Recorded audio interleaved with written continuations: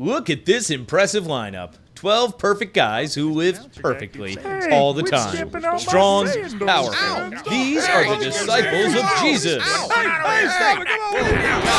Guys, all right, let's try this again. Look at this lineup. 12 regular guys. 12 guys no other teacher wanted. But these were the men chosen by Jesus. And these are the 12 men he chose.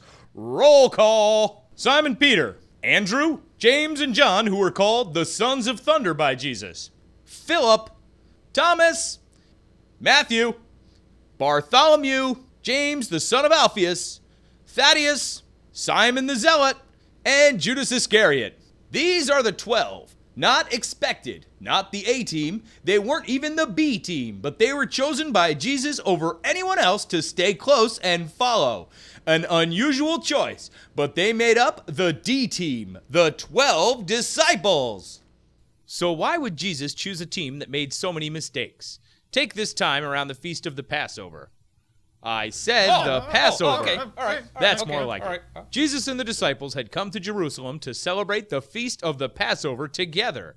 As they were relaxing around the table, Jesus chose that time to share some really hard news. Guys, I need to tell you something. A lot is going to happen over the next few days, and you will all lose your faith in me. You will all leave me, and I'm going to be put to death. But you will see me again in Galilee soon. Disciples couldn't believe what they were hearing, and Peter was quick to speak up and say, No way. Even if everyone else loses their faith or leaves you, I'm not going to do that. But Jesus had news for Peter. Peter, my friend, you too will lose your faith. And before the rooster crows in the morning, you will deny knowing me 3 times.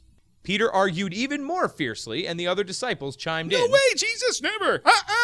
After that, Jesus and his disciples went to a garden called Gethsemane. He told the group to wait at the edge, but then he asked Peter, James, and John to come with him further into the garden to pray. 3 times that night, Jesus went off by himself, and he asked the other 3 to pray for him. When he came back each time, he didn't find them praying. Couldn't you stay awake just to pray for an hour? We'll be better this time. We promise. They didn't have much time to talk the 3rd time around because a group of soldiers, along with Judas, one of his disciples, came up with torches and weapons to arrest Jesus. Judas had turned Jesus into the authorities, who weren't happy with the things Jesus was teaching. Judas walked up to Jesus and kissed him on the cheek. He did this to show the soldiers who Jesus was. All of a sudden, the soldiers grabbed Jesus and arrested him. Peter took out his sword and cut off the ear of one of the men standing there. But Jesus said, No, Peter, now is not the time for fighting. Jesus then healed the man. Jesus was taken to stand trial that night. He was accused of things he didn't do, and he was found guilty and sentenced to be killed on a cross. All the while that was happening, Peter was waiting outside to hear about the trial. While he was standing by the fire, different people tried to figure out who he was. They figured out he was one of the disciples.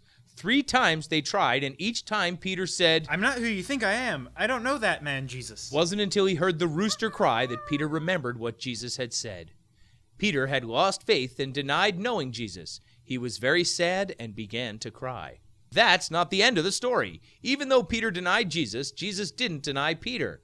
Jesus died on the cross, but he rose again on Easter. Peter ran to the empty tomb and ended up being one of the first people to see Jesus alive. Jesus forgave him. Peter wasn't perfect. The truth is, none of the disciples were perfect, but Jesus forgave them and loved them. He chose them to follow him, to be part of the D team, the 12 disciples.